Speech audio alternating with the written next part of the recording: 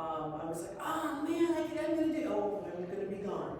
So I do teach the alcohol ink class here, and I do have tiles here for sale tonight, so take a look at that, because that's what I would have it there. It's a craft fair. Plus I have a bunch of plain blank cards inside that have some photography. I did also bring two things that we'll talk a little bit more about in the presentation as I get going. So, Art Journey. And the name of my show out there is called Figments of Imagination II. It's two because I did a little tiny show down in St. George called Figments of Imagination. When they ask me to talk, it's like Art Journey. Have I had an art journey? I don't really know if I've had an art journey because I'm not really arty. I'm not artist kind of thing. So, let me tell you a little bit more about myself. I grew up in Wisconsin, went to high school in Granton, Wisconsin. There I am on my first birthday in my high school graduation. No, I didn't take art in high school. I did take an art class once, I remember. We drew trees with pencils and lots of branches. And it was like, oh man, this is not for me. So then after high school, I went to college in Eau Claire, Wisconsin as a chemist major and a biology minor. And let's see here, I went a little too fast. After graduating with a chemistry degree, I went to Kalamazoo, Michigan and started working for the Upjohn Company, a large pharmaceutical company that changed its name many times, and I exited there under the name of Pfizer. Along the way, I picked up my husband, who was sitting there by the recording, and we've been married 37 years. This is a picture from our 37th wedding anniversary last February. Well, we were sitting in Kalamazoo, Michigan. He's from Michigan originally, and decided we needed a change of pace. So we ended up out here in Hurricane, Utah. That was in 2012. 2013, we actually ended up here. But my art journey started a little bit before we moved out here. Prior to 2012, I was an arts and crafts person. Loved cross-stitch, found it very relaxing after working, had better eyes back then. I enjoyed doing craft items and things like that, but I didn't really pursue any art type things. Photography was Bruce's hobby. Oh, the man's got a hobby, this is great. Did I just die? I just died. Just keep playing with it. I'll turn it back on and see if it works. There it came back. So it was his hobby. And he said to me one day, he goes, I want to take a class. I want to go do a workshop. Sure, let's go ahead, go do a workshop. That'll be fun. Sure, put it up here. Well, you can tell it stopped. He says, I want to go to the Smoky Mountains. Awesome. I said, I'll go with you. He goes, no, I want you to take the class. And I'm like, really? You want me to take the class? I think we might need to switch microphones. Yeah, batteries probably are going. I knew it was going to happen. And I'm like, oh, you want me to take the class too? He's like, yep, here's a camera, start taking pictures. Well, let's see if we can switch. See if that one works better. Oh, what sounds better? Might be too good.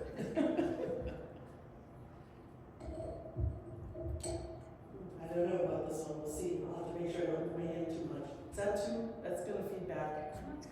It's It's okay. okay. It's fine. It's okay. fine. It's not feedback? No. Yes, it is. I think it is, but yeah. I know, I can set it on the floor. Let's do this. You know what, Shirley, you almost don't need Try it. that. Sure, try that. Try that. Hi. No, Try to pick it back up. Put it in your chair. Ooh. it's probably still too low. You know, I think I'm gonna go without. Is that okay? Yes. Nobody here needs how. Does it sound okay with this now? That sounds good, just like it Okay, we'll go right now. We're good. Let's try this for a while and see what happens. So anyways, he says, no, you're gonna take a class. Well, I was gonna do it right. He handed me a camera. This picture is one of the first pictures I took of my snowshoes. So, and then he started teaching me stuff, and off we went down to the Smoky Mountains. Here's some other pictures I took before Smoky Mountains. Bird in the yard, bubbles, raspberries in the house.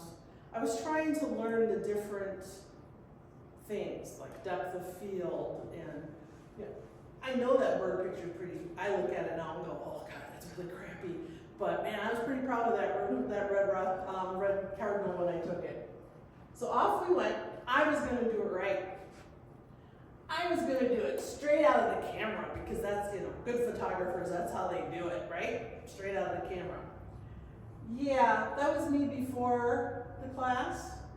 The class was run by a gentleman named Tony Sweet, who is fantastic. After I went to his class, I learned the power of the software. He taught us so many things. And it was a small class. I think there was only 5 or 6 of us. And there was a lot of hands-on and shooting, and he had us wheels rolling at 2 o'clock, 3 o'clock in the morning to get someplace. These were some of the pictures that I brought home from that. I still love doing Milky Water. And I was actually trying to take a picture of a flower when I looked over and saw this little skeeter. And it was like a perfect time. But I learned the power of the software, and I learned what I wanted to retire to. Because my job was quality assurance. I was a science person. I did formulation development, quality assurance, and I was like, what am I going to do once I retire? What am I going to do when I retire? Well, I learned what I was going to do when I retired in the Smoky Mountains. So then off we went. That's up in the corners of me in Maine. This picture down below, I don't know if you can really see it or not. There's a waterfall here. And we were staying in an Airbnb or bed and breakfast. That was a bed and breakfast. It was an Airbnb type of place. And there was this picture on the wall. And it had this bridge with a waterfall. Well, where the heck is it? So we asked around at the visit, oh man, it's on one of the carriage roads, blah, blah, blah, at Acadia National Park. Well, we took the back off the picture to see if it would help us. Figuring out, we took it down and we like carefully undoing it, because it was just a print in a frame, so it wasn't too bad. And we found it. But unfortunately, the time of the year that we were there, which was early fall, the water wasn't really super full, but we got our picture. And the crane, right, Bruce? Is that a crane? That was in our sandhill cranes were everywhere where we lived in Michigan. Everywhere. So the camera went with me everywhere. I took pictures everywhere. So the journey continued through 2013.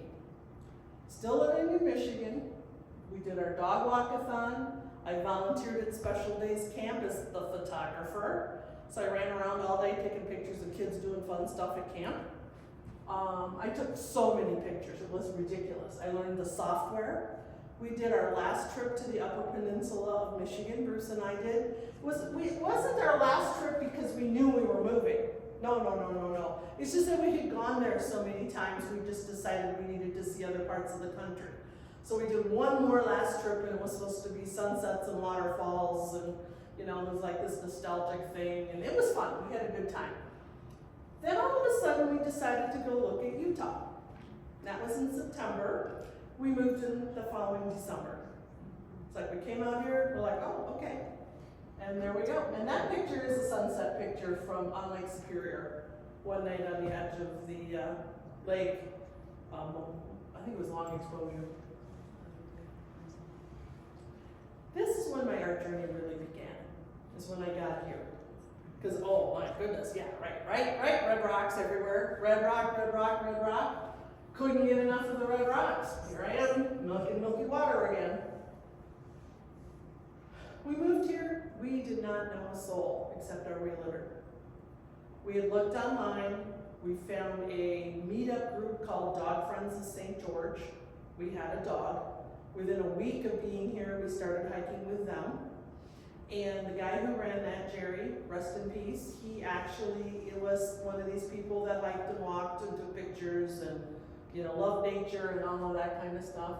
Found Southern Utah Art Guild. We went hiking, we went jeeping, we went to Yellowstone. We were exhausted because when we lived in the Midwest, if you had a nice sunny day, you went outside and did something. Came here, every day's a sunny something.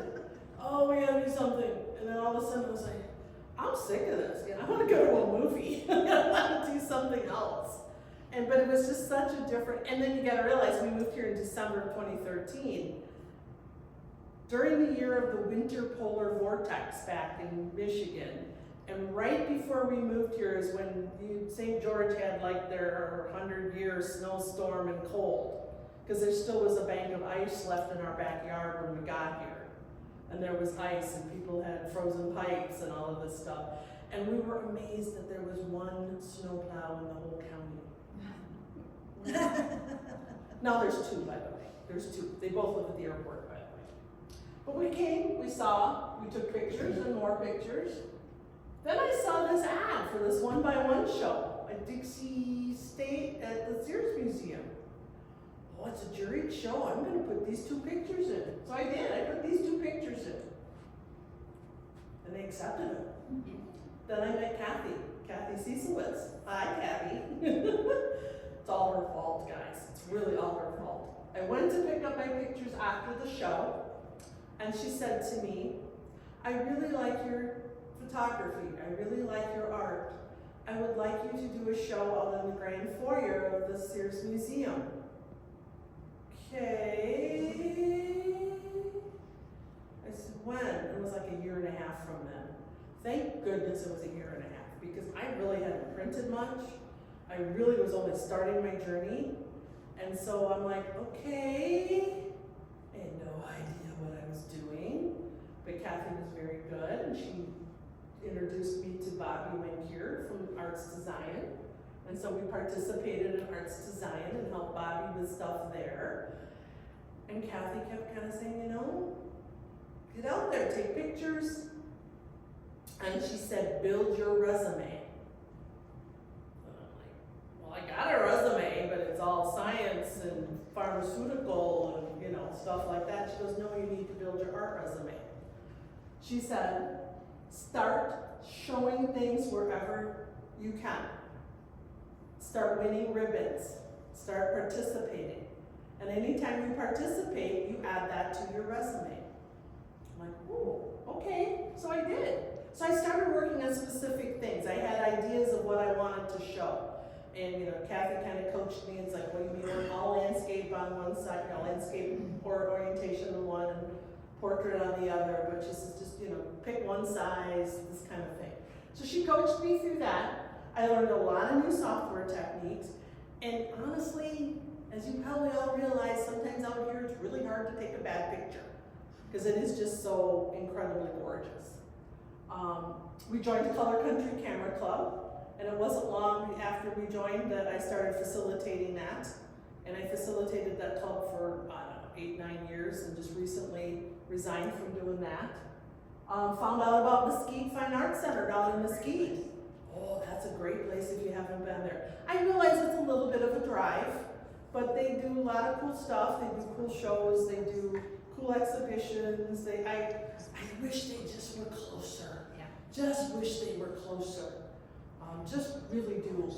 I showed at Peach Days. I showed at the fair. I showed at some place called the Remax Gallery that was in the hallways of a realtor downtown.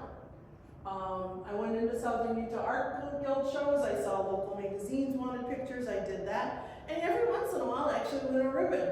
And every once in a while, there'd actually be some money with that ribbon, and that was kind of fun. So I just started adding all of that to my resume.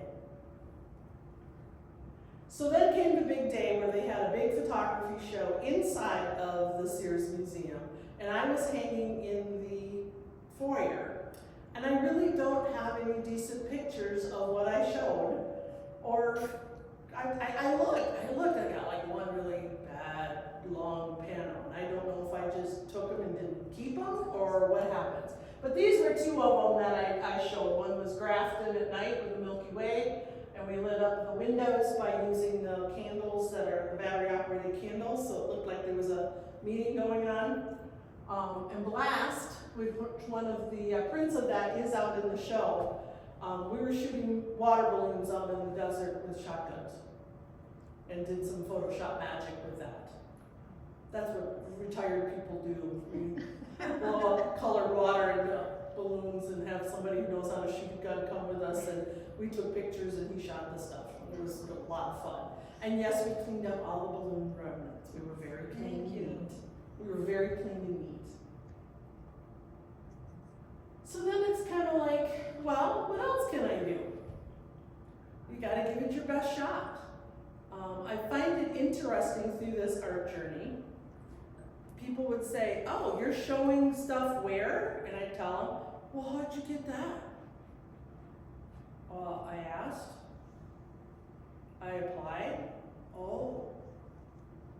Arrowhead Gallery did seek me out after the art show in the foyer, and I was pleased with that because, yeah, I got these prints, I gotta do something with them, right? So I hung them down there for a while. But Detour Gallery had my tiles for a while. I applied to Gallery 873 on Kayenta, and she had my work for about a year and a half, and then I moved on from there. I don't even really know how I got a show at the St. George Art Museum. Unfortunately, it was during COVID, so that didn't help, but I got one. I think it was, who knows, somebody came and asked me, would you like to do a show? And again, like Kathy, I'm like, yeah. Not really knowing, but it's like, you don't say no to something like that. But a lot of times I would just ask, or there's a lot of places that it's really reasonable you pay to show. Zion's Bank Gallery in downtown Zion, or downtown, is it downtown St. George? There's the bank staircase. $2 for an image to show. $2, that's all. You don't even have to, and if somebody wants to buy it, they call you. Hey, they don't take any commission. Now, I haven't necessarily sold a lot out of there. I mean, that's, the next thing is selling stuff, right? But all of these places are places that I have shown my work. Some of them aren't around anymore. I always seem to start them out and then they go away. But, you bounce it around and stuff. But you need to, as all of you who are artists understand, you need to balance what you show and how much you're willing to pay to show your work. Because my theory is it's not necessarily going to sell hanging on my wall at home. And once in a while, it was always interesting when I worked at Gallery 873, because that was part of the contract, was to work 2 days a week. Very interesting how, you put something up on the wall, and people are coming in, and all of a sudden you hear, oh my goodness. It's like, ooh, what are they looking at? I think this is just the coolest. And it was your piece, and you're like, okay. Because in your mind you're kind of going, yeah, I printed it, but maybe it didn't quite look like I wanted it to. But they absolutely loved it. And that's all that mattered to them. And they walked out as happy as can be. And it's that connection between people, that opportunity of connection between the person and your art, for them to say, yeah, I can afford to buy that, I really love it. They may come back a couple times, or they may talk to you about pricing, and just depends on what they can do. But it was always fun to have that connection with people when they were there to do your art. That picture is from Edinburgh Castle in Scotland on a recent fun trip. But take your best shot. So just ask. So if you want to show your work and you see work being displayed, ask. What's the rules? What do I have to do? Might have to take a while to get on the list, what have you. But there's a lot of different places, and you just got to keep your mind about you on the sense of how much you're willing to pay to play, or are you decorating somebody's business and nothing's going to happen? It just depends. Depends on what you want to do. So yes, I do photography. It built my confidence. I found many times I would be putting something into a show and going, are they going to like it? And I was doing it for others. And then somewhere along that confidence journey, it became, oh, I like this. Or I'm doing this, I kind of like it. I'm going to kind of listen and see what people think. And then I kind of found myself going from red rocks to other stuff. Well, then along the journey, another person I met was Cornelia. I met Cornelia through the Southern Utah Art Guild. She and I would sit there and type up the labels that they put up on the things. And then she told me about Springdale. And then she told me about the classes. And then she taught me how to do eggs. Pasanki eggs. And I got a dozen of them. I almost brought the whole little tree today, but I decided I didn't want to break them. So I tried that. I've tried different things. I kind of became fearless. Kind of like, it's like, oh, I can do that. And that's where the alcohol ink tiles come into play. That's where the eggs come into play. And then I had this old trunk that I think is my grandmother's, and it came with her across the sea, some story to it. And it looked horrible. And so, well, what am I gonna do? I can't ruin it. It's already kind of crappy looking. So I held it out in the garage, and I scraped and I scrubbed and I used stuff and I made it so it at least looks decent now. And I'm really happy with that. You know, it's not really, it's kind of an art, but it's just being that fearless feeling of doing something like that. Altered book art. Mesquite Fine Arts Center had a class for 3 days. Go down there and learn how to do altered books. I brought 2 pieces that I have since done them. One is a white paper dahlia made out of an old book. And then I was like, well, that's kind of fun. So then I had collected all my Christmas cards for many years. And I thought, oh, I'm gonna make me a wreath out of the Christmas cards. So I did that. Well, I didn't have enough. I had to improvise. I used wrapping paper. And I just did that because it was fun. I do have a couple pieces of the altered book art out there, and I really do enjoy doing that. It was a little hard at first, defacing a book, because I love to read, but it was discarded books, and they actually brought some lady in from Reno that taught altered book art. So I have a drawer of all the different folds and things that I've learned, and flowers, and I mean, it was mind-numbing. Seriously mind-numbing.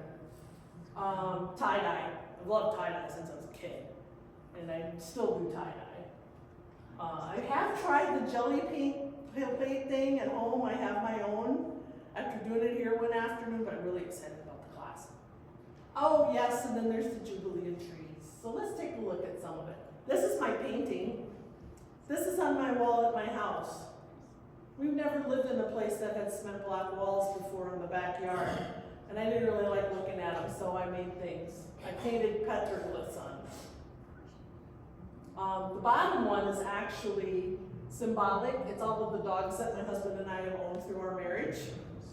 And then the top is the ode to the desert tortoise, from turtle changing into a dry tortoise thing. All my walls around my house, inside my yard, are painted with something.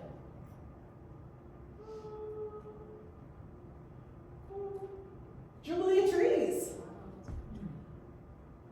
I have no idea why, but I wanted to be a Jubilee tree designer. My women's group did this tree. I am so glad I had a women's group helping me because this was an amazing, everything on that tree is handmade. We worked over a year to put this thing together with all of the stuff underneath. You know, the little dress was everything was handmade. And that was in part of Jubilee of Trees for the hospital. But that was a learning curve like I had never imagined in my life, and it was a project management nightmare. But we did it. We did it.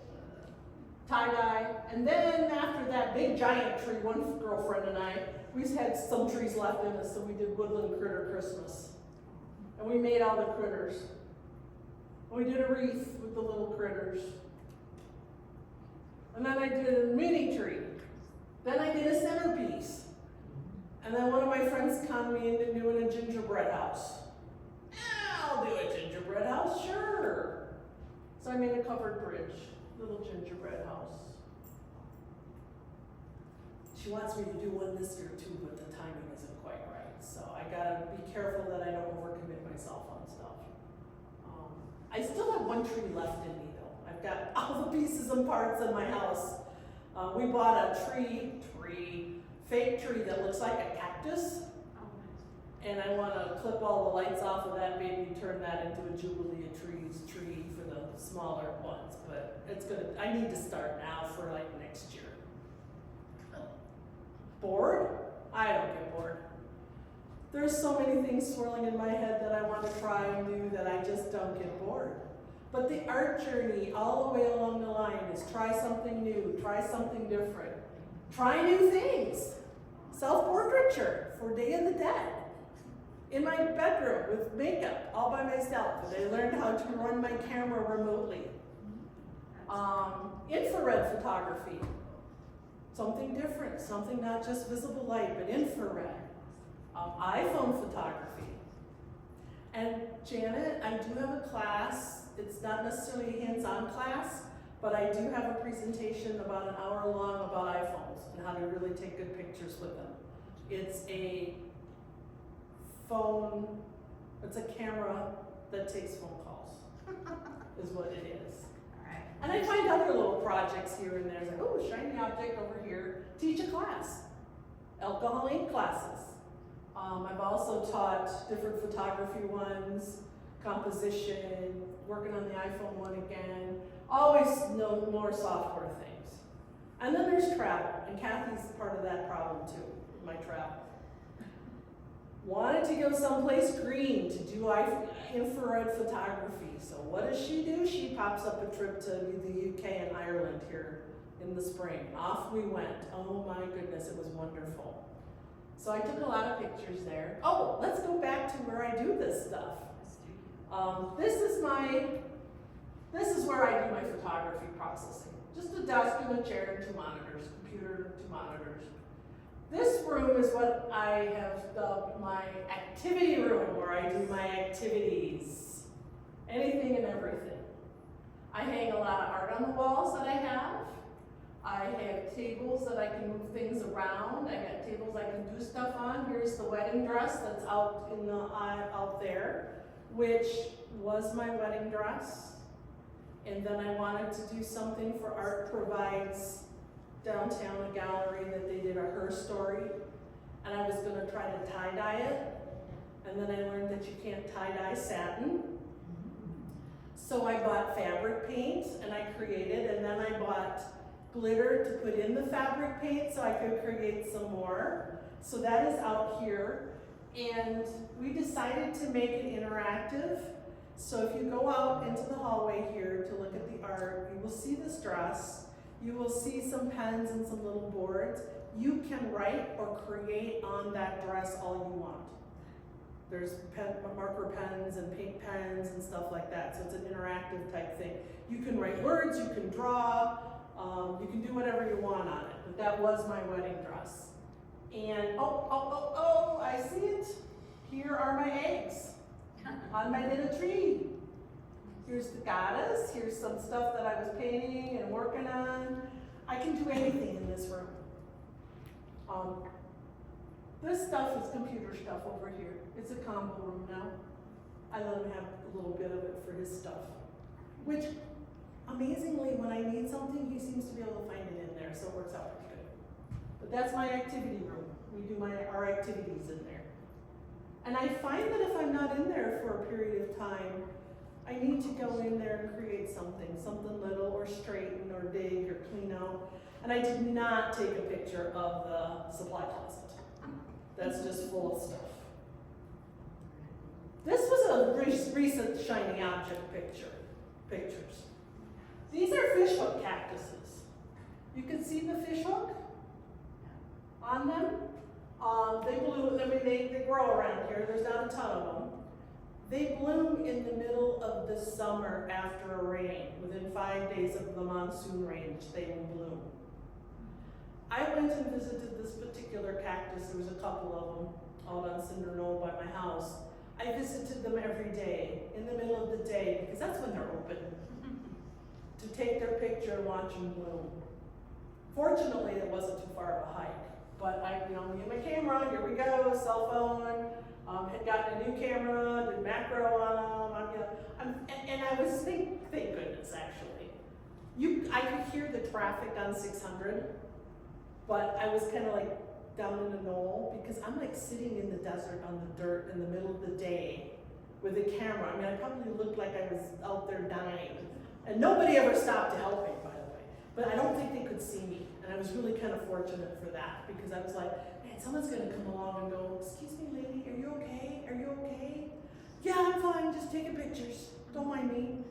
But that was like a week of time where learned that they were blooming, went out every day to watch them bloom, and taking pictures. It was really special to me because I think they're a very special cactus that you don't see a ton of. Infrared, all infrared pictures. The bayou down in New Orleans area in infrared. Some lighthouse, Pigeon Point out on the coast of California in infrared. All of this is kelp stuff. This is a lone tree out on the north rim of the Grand Canyon. Infrared blocks, the camera's converted, it blocks visible light. You use different filters on the front of it to block other wavelengths of light. I could do a whole little story on that, of light, and then you can, again, this is one of the cases I'm gonna learn to do it right. Then I realized there really is no right way. It's a very creative way of taking pictures, and anything goes in post processing. Anything goes. There are some infrared out there. There are infrareds in the print bucket. I think I've got 2 laying here. So, on the art journey, like I said, I didn't realize I was having an art journey. I just kind of go bumping along to projects and art, and Kathy was very instrumental in pointing me in different directions, and me building my own confidence to get out there and say, hey, I'm gonna do this, or can I put my stuff here, or how do I put my stuff here? I've done shows here before, mainly because I've asked, how do you put up stuff at Springdale? And some, like 5 years ago, someone goes, do you fill out an application? I can fill out an application, and then you have a show. But I will tell you, this year with the Z Arts organization, the new Z Arts organization was absolutely awesome. I had 2 to 3 Z Art angels helping me put this show up on Monday. Otherwise, I would still be here if I was trying to do it by myself. They were absolutely fantastic. So a little bit more about this Ireland, UK trip. I went strictly for photography, strictly for infrared, strictly for iPhone photography, because I learned how to do live on my iPhone Pro Max, 15? Is that what we have? 15? 15, okay. I learned how to do that where you can make abstracts. And what I did is I booked myself at one of them red bus tours, and I wanted on top, and I wanted to be out, and it was at night, so you could see quote unquote the lights of London, and it was a little rainy, but man, I was in my raincoat with my little hat and my iPhone, and I got what I wanted. It was like the best experience. And I put a little video together of some of my favorite ones. So I'd like to show that to you. It's like 30 seconds. It's not very long at all. Let's see if I can do this quick.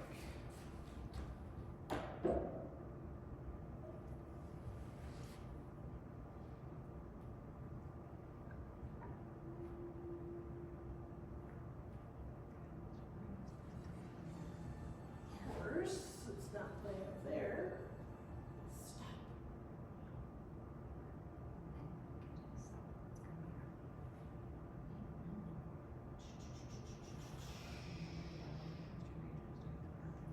I really have no idea where the sound is going to come from. It sounded like it was coming from here, but I don't really know how to. Up there, I guess, huh? Okay, let's see what happens.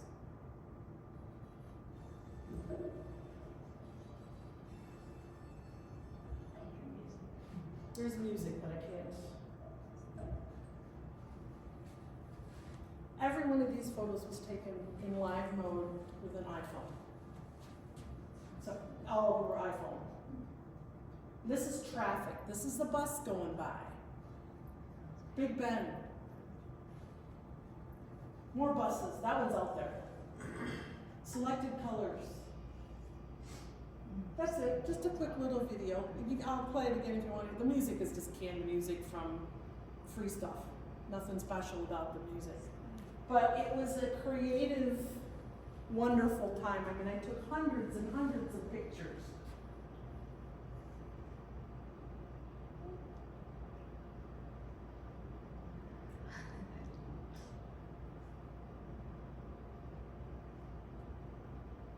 What's next? I don't think my journey's done yet. Inventory sale. If you see something out there you like, talk to me, because I really would like to reduce my inventory. Every artist is going, yeah, I know that. We can even talk trades if you want. I'm open to a lot of stuff. I have a children's book idea. My nephew came out to visit. His grandnephew.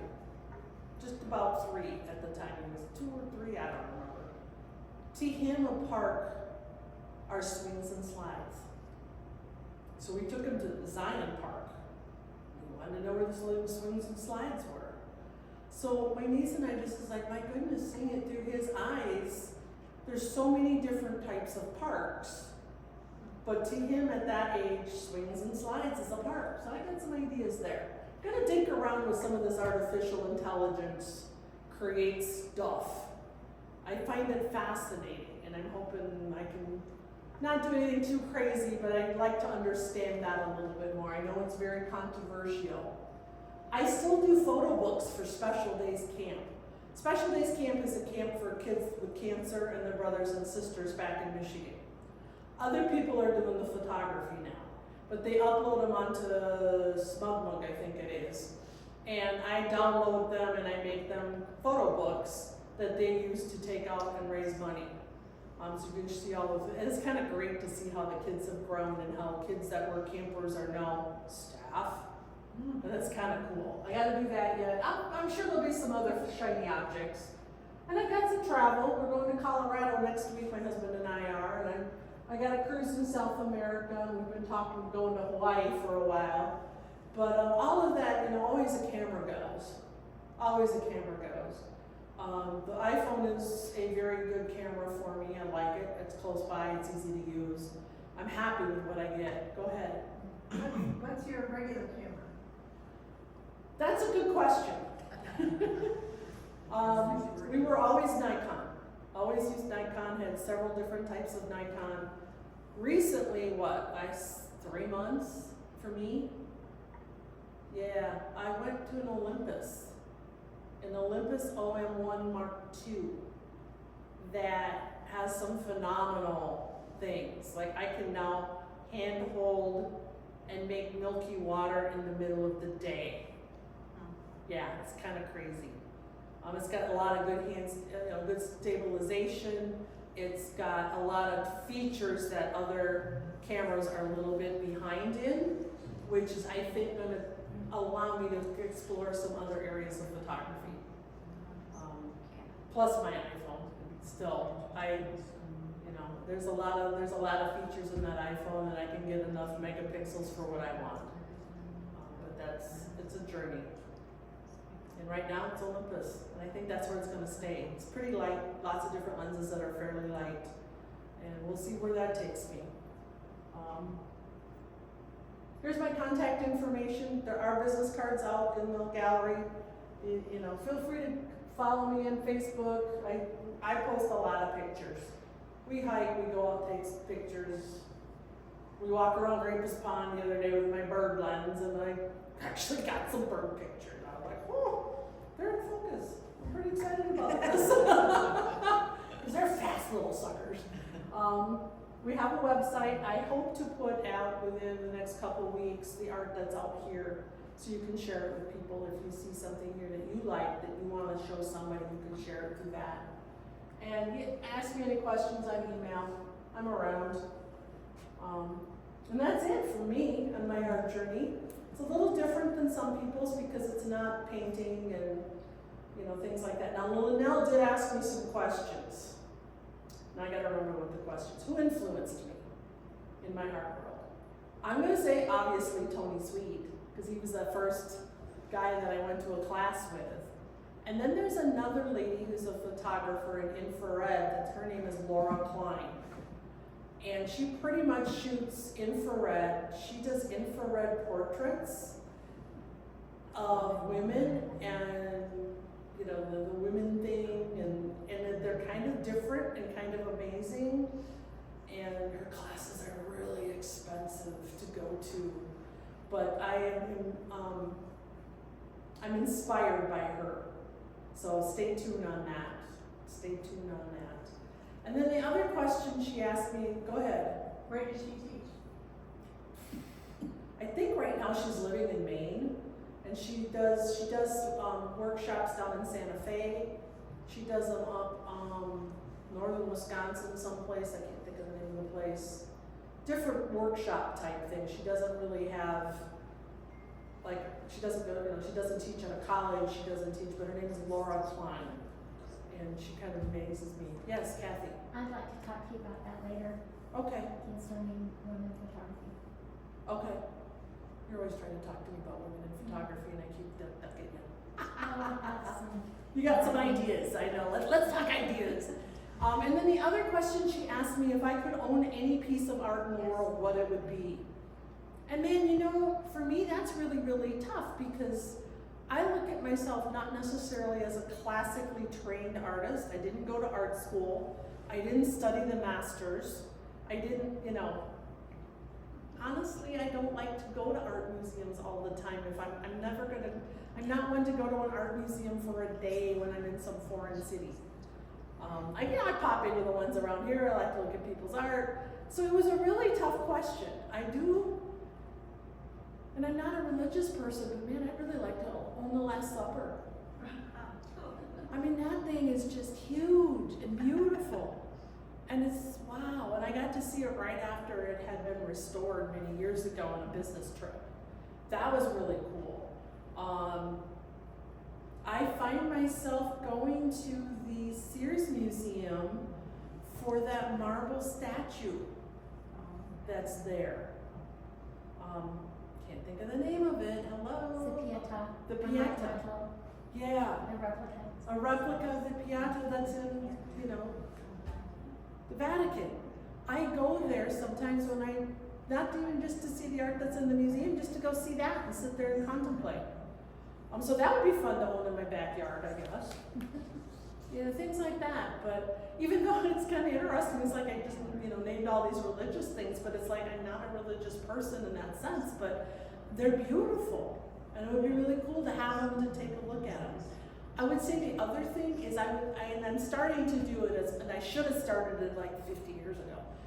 Collecting art from people I know.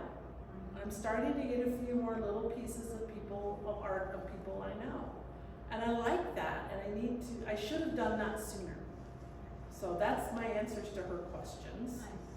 Nice. And I think we can open the floor up to any other questions if anybody has any. I will talk to you about that. I'd be happy to do an iPhone class. I'd be happy to do basic composition, that kind of stuff. I can always do something. My gentleman in the back. I noticed you have some pencil art out there that you colored. Now I have a friend who does a lot of animals with a fine lead pencil, and I take pictures for him. Okay. Dogs and cats. And then I came over here the other day, and a lady who was out here said, well, she does all sorts of pencil art. Could you talk about that a little bit? Yes, I can. Photograph and then pencil? Actually, there are photographs that I have taken in either infrared, color, doesn't really matter. I turn them into a black and white. I print them kind of high key so that there's a little bit more white space. And then I hand tint them with watercolor pencils, is what those are. Watercolor, they're in pencils. They look like a pencil, like a colored pencil, only they're a watercolor. And you can blend them if you want to get things wet, but then that kind of, and you cannot print them on photography paper. Right. The person who prints for me, Pure Art Printer here in St. George, he prints his paper on a fine art paper that to me is to die for. It has a tooth to it, it's beautiful. And I actually asked him to give me some of it because I tried to color Laura Klein. She does classes on hand tinting photography. And she gets into the oil paints and doing it with that, and I'm like going, I can just do that with colored pencil. Oh, here's these watercolor pencils. Again, fearless, let's just try. And then I seal them. But I have done some where I've wet them to blend, and it's turned out pretty good on some of my abstract stuff. I did a whole series of Christmas cards like that 2 years ago, I think it was. But that's what that is, but you've gotta have the right paper. And when we were hanging those, we actually talked about printing on watercolor paper. If you have your own printer, you might be able to do that and then just hand tint. So, no, there's no drawing involved because I can't draw. But there's no water, you just blend it? I just blended. So why watercolor, why not regular colored pencils? Because the watercolor actually blended nicer. So what I actually ended up doing where I blended was I would take the watercolor and I'd, crayon in on coloring pages, right? Okay, here I am coloring pages. And then I had taken a Zentangle class, and they had this paper pencil thingy that was supposed to be a blending pencil. And so I thought, well, let me try that. And that worked, where I wanted to blend. But a lot of it is just plain color and blending it with applying different watercolor pencils in there. Trying to think, I did do one of Oak Alley, and I don't remember if it's in the print bin or not, but yeah, so there's 4 small ones that are 4x6s, and then there's the one of Preservation Hall that was actually an infrared that I used that brought up the oranges down in New Orleans. So how long did you line your back to take the trees? Well, the Oak Alley ones, the trees that are on the ones out there, that's just a straight up stand there, bend back and take pictures. Oh, Not you too didn't have to long. lay I down. never even laid down, no. The trees up there were tall enough, the aspens were tall enough, I could just, look back up. That's a very pretty picture. Thank you. A lot of my photography sometimes are drive-by, in the sense that, we're stopping here right now, we're gonna take this picture. That's what mine are. I mean, as opposed to, I don't I'm beginning to realize I may not have enough patience for bird photography. The hummingbirds in my backyard, because I can sit there for 15, 20 minutes, they come swooping in, but, to go someplace like Tonacona and wait for a bird to come along, we'll see. I might have to be older, I don't know. Yes. Does Pure do your metal? Yes. They do beautiful work. They are amazing. He was part of the art journey. I should have mentioned him sooner. We moved here and I was printing stuff, if I printed anything back in New Jersey at a place, and then they'd, ship it, pay the shipping. The guy who runs Pure Art's our neighbor. We met him in the yard, and he says, I run a printing place. I'm like, I take pictures. There are business cards of him out in he does out on where the sign-in book is. I brought some of his cards, but he does metal, canvas, and that fine art paper to die for. He only has one paper, that's it. Plus he does framing. I've never had him frame anything. I have. You have? Yeah, he's good. He's And good. He's not outrageously priced. No. Well, He's very reasonable. It's interesting you say that, because I just did some AI stuff, and I was like, I want to see what this looks like printed. So I thought, heck, I'm just going to send it to Walgreens. So I went out there and I priced out what they wanted for whatever size I wanted, and I'm like, man, this seems kind of expensive. So then I want to see what Mitch will do for me. So I went on his website, and I'm like, 50 cents more, and I get it on this really nice fine art paper. Yeah, I just had him print it for me. But I've not ever had him frame anything yet. So that's good to know. Good, yeah. Yeah, he does a fine job. And if you aren't sure on your pictures, and he will take picture of art for prints. He's got a whole setup with some Leica camera that he'll take pictures of your art, and then he'll either do metal prints for you or the paper prints or what have you, and help you manage the numbering and stuff too. Will he just take pictures of artwork for digital? Yeah, he does do that, yeah. Matt Hechtel, I saw some of his oil stuff that Mitch did the digitals for, and then he printed them on metal, and they looked really nice.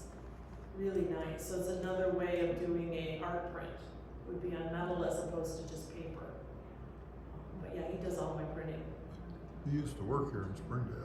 He used to work here in Springdale, yes. He used to work at David West's gallery. And, okay, I'm gonna say 10, 12 years ago, they shipped everything to print at a place in California. And apparently David had a contract for some hotel where he was supposed to provide all of these metal prints. And so he ordered all of this stuff and they were not happy with him when they got it. So David looked at Mitch and said, you know, why don't we start our own metal printing place here in town? And they did. I don't know, I mean, I have no idea the financing or how that, you know, where the money came from or what. But they were having so many problems getting things that they were super happy with, that they decided to start their own. They do very little advertising and yet they're busy. And he'll do like for photographers and stuff, like if you're a famous photographer, not like me, but you know, like some big dude photographer, he will actually print your stuff and then it drops with your label on it. So you don't even know where it's been printed. Although I don't know what they call that, but there's a name for that he will do all of that for you, which is kind of cool.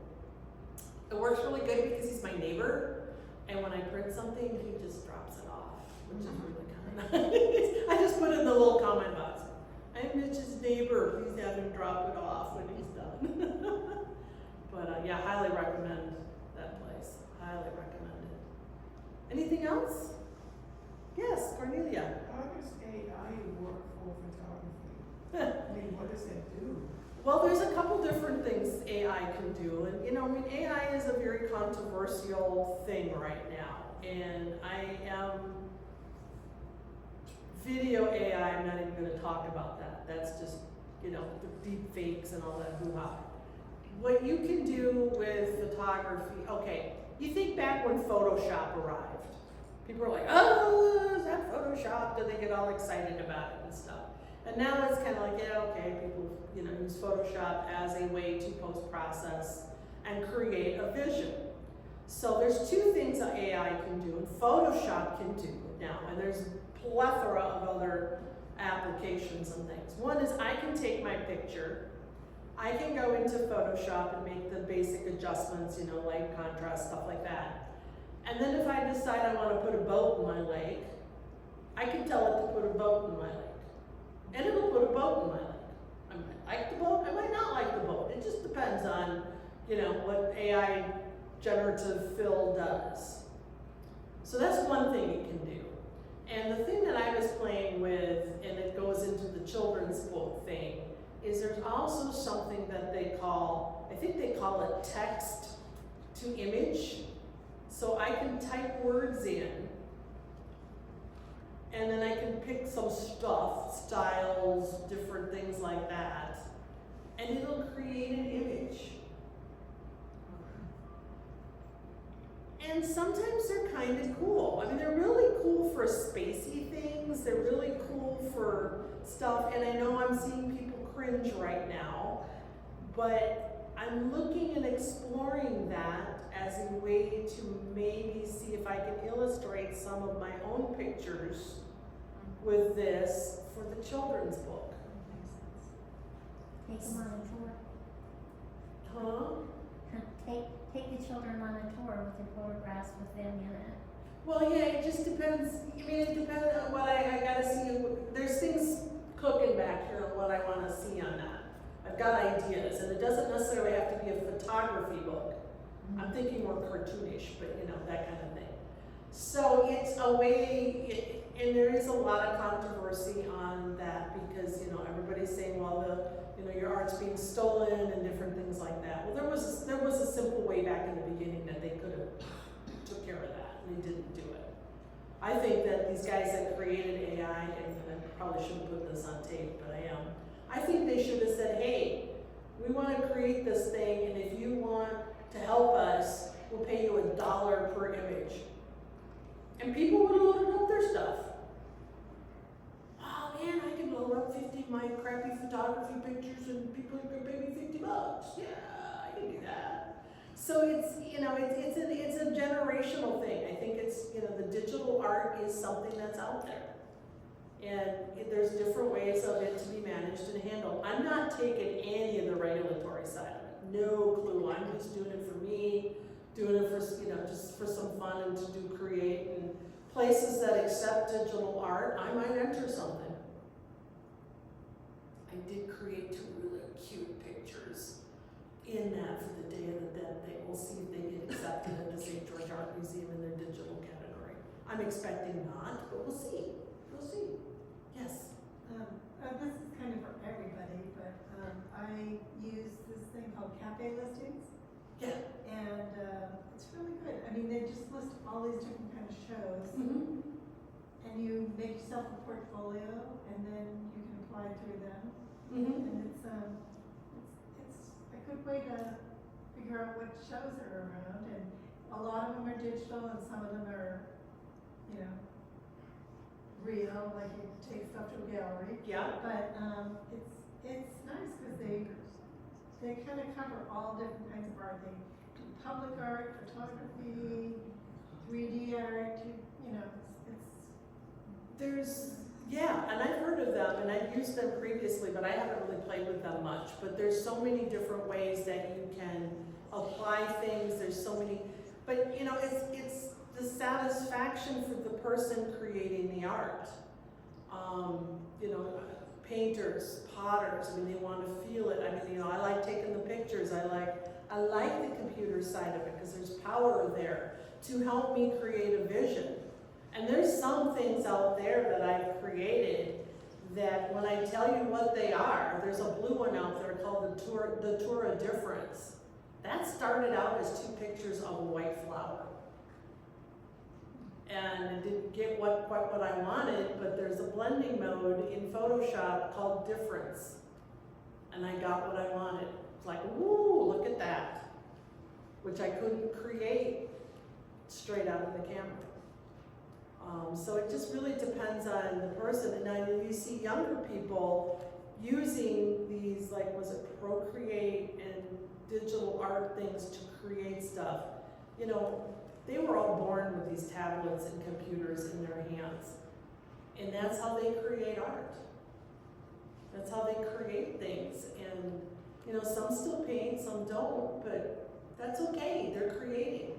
I do talk now and then at the St. George Art Museum when they bring, 3rd, 5th graders through about, Artists for a Day, and you talk to them about what you do and create. And I always remind them that, nobody can tell you you're not an artist. You can always create art. You don't have to be an artist. You can create art just for yourself. You could create art to share with your friends and family. Just create. And if that helps you manage feelings and emotions and things, create. And if that's on a computer, great. So we'll see where AI goes.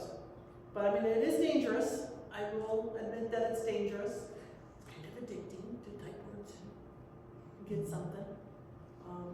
But a lot of photographers do not like AI. But yet they're cool with replacing skies in their image, or gee, the moon didn't quite rise where I wanted it to, so I'm gonna slap it over a little bit.